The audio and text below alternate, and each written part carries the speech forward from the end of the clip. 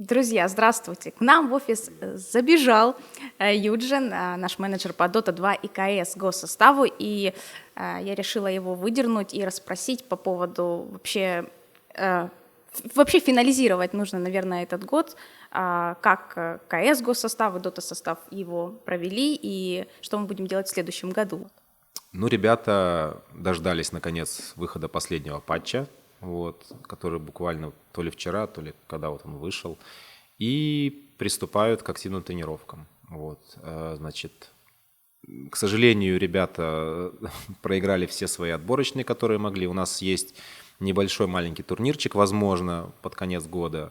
Может быть, нас пригласят куда-нибудь. Удочку такого. Да, может быть. И тогда у ребят будет какая-то практика. Пока нет практики, они просто активно будут тренироваться, пытаться сыграться, почувствовать, свою игру какую-то найти. И у них, в принципе, я на праках иногда присутствую, неплохо получается на самом деле. И они достойно показывали свою игру, даже на отборочном, на Старладере, я считаю. При всем, что собрались как-то просто собрались сумбурно. И сейчас главная цель, конечно же, это попасть на мажорном. И все силы будут брошены на это. Вопрос такой, не соперничают ли Артстайл и Сонейка? Нет, не соперничают. Есть небольшое... Ваня, он очень, кстати, умеет находить, в отличие, скажем, от Акбара, он очень радикален. То есть у него свое видение, у него свое мнение. Ваня здесь немножко более гибкий. И благодаря этому они как-то договариваются, я считаю.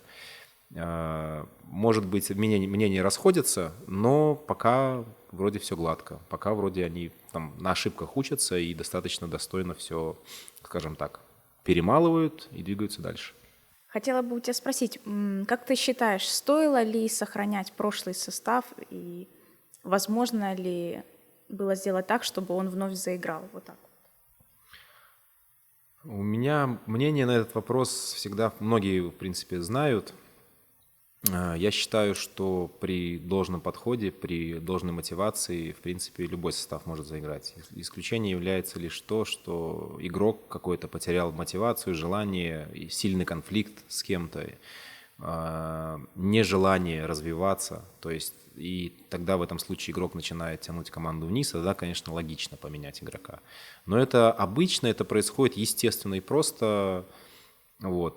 Или команда его отталкивает, либо он сам уходит. Вот так происходит. Если же мы пытаемся менять состав лишь потому, что пытаемся найти идеальный коллектив, который прямо сейчас покажет первое место, я считаю, что это невозможно. Это что-то из разряда фантастики. Может, у кого-то получается сразу собраться командой однодневкой, которая может выиграть турнир. Ты попробуй удержи потом это место и будь лидером. То есть ни одна команда в мире сегодня, я уверен, не продержится долго, например. На дота-сцене вообще мне непонятно, часто решафлы. В принципе, и в КС, но в КС чуть меньше. Поэтому я считаю, что с любым составом можно работать. И показать результат тем составом реально было бы. Надо было просто дать больше времени ребятам. И сегодняшний состав тоже может показать результат, им надо просто трудиться. То есть труд, правильный подход, мотивация должная, да, сложение всех этих, скажем, таких показателей, да, приведут к результату, но это неизбежно просто при правильном подходе. А стоило оставлять или не стоило оставлять, все, что не делается, все к лучшему. У меня такой вопрос прямо срывается. Как ты считаешь, есть ли у ребят страх перед тем, что они выступали плохо? Есть ли у них страх или неуверенность, что может, действительно неуверенность в себе? То есть к играм же можно подходить так, я сейчас всех их укатаю, как, в принципе, Ванек раньше так любил всегда делать. То есть сейчас чувствуешь ли ты, что это есть в коллективе? Да, страх можно дифференцировать по степени, скажем, влияния на человека. То есть страх такой подсознательный, да, где-то глубокий, такой тонкий, который, кстати, может проявляться в этом поведении, что я всех укатаю. То есть это такой самомотивация такая, и ты прячешь на самом деле то, что ты очень волнуешься и боишься проиграть. Настоящий воин не боится проиграть. Он проигрывает, скажем так, тот, кто не боится проиграть, тот обязательно проиграет. И это будет громко и, скажем, фиаско такое. А тот, кто не боится проиграть, кто двигается от турнира к турниру, кто ищет, готов работать над своими слабостями, такого игрока, в принципе, очень легко, тяжело уязвить. И поэтому он обязательно непременно придет к поражению, к победе. А если сегодня у ребят страх, то, конечно, он есть. Потому что вообще, считаю, страх есть у каждого человека, то есть нет бесстрашных людей.